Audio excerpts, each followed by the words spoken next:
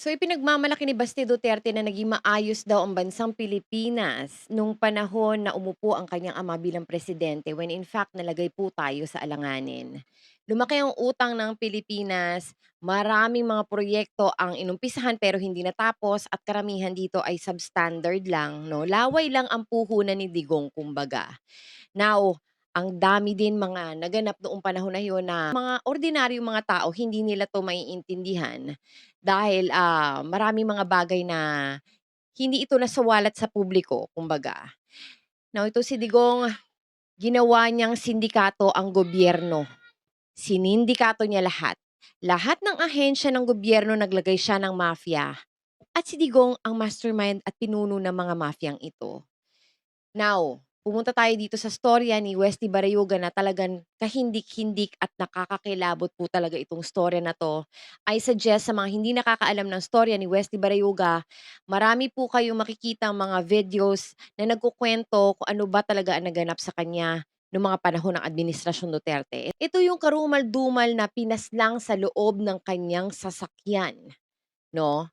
At, sa mga hindi nakakakilala sa kanya, siya po ay isang retired police general at naging PCSO board secretary noong 2018. Now, bakit nga ba siya pinaslang? Pinaslang siya sa kadahilanan na nadiskubre niya ang anomalyang nagaganap sa loob ng PCSO at hindi niya 'to sinang-ayunan. Yan ang nangyayari sa mga taong hindi sumasang-ayon sa mga kagustuhan ni Digong. Ginugurgur talagang diretso. Si Ruina Garma, ang general manager, noong mga panahon na yun, nalaman niya na gustong tumayo ni Westy Barayuga bilang key witness sa mga nagaganap na anomalya sa loob ng PCSO. Ngayon, si Ruina Garma ay nagsumbong dito kay Digong tungkol sa mga planong ito ni Westy Barayuga. At doon na pinlano ang paggurgur sa kanya. Ito yung nakakapangilabot na parte sa proseso ng paggurgur sa kanya. Nahirapan daw yung mga inutusan para patayin siya. Nahirapan daw talaga kasi wala daw sariling sasakyan itong si Westy Barayuga. Imagine that, ang tagal niya sa serbisyo pero hindi siya naka-Ferrari, hindi siya naka-Bentley, wala siyang magarang sasakyan, 'no? Yung mga nagtatrabaho ng maayos, sila pa talaga yung pinaliligpit nung mga panahon na yun. 'Di ba, just imagine that. Magtataka ka na lang, bakit yung mga maayos na nagsisilbi, yun yung namamatay, yun yung nililigpit, 'di ba? It says a lot about what's happening that time. Nahirapan silang ipagurgur itong si Westy Barayuga dahil gumagamit lang ito ng pampublikong sasakyan.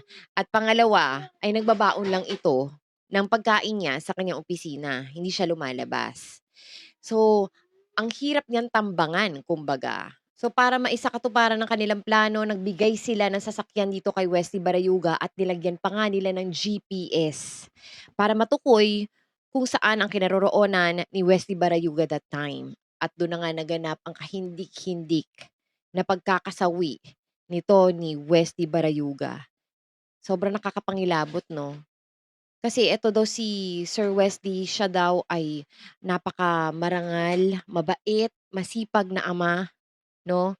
At, talagang nagseserbisyo siya ng totoo. Isipin mo yung gusto mo lang magtrabaho pero pina-target ka, 'di ba, dahil lang may nadiskubre ka na korapsyon sa loob ng pinagtatrabahuan mo. Nakakalungkot lang na ang daming pinapaslang ng mga Duterte noong panahon na yon dahil lang hindi sumasang-ayon sa kanilang mga kagustuhan at nadidiskubre ang kanilang korapsyon. Now, I suggest yung mga hindi po nakakaalam nito mga storyang ito, better look it up on YouTube or in Google para mas maintindihan nyo po itong storyang ito at talagang in some ways, ay talagang mamumulat po ang inyong mga isip, 'no, kung ano ba talaga ang nangyari nung panahon ng Administrasyong Duterte.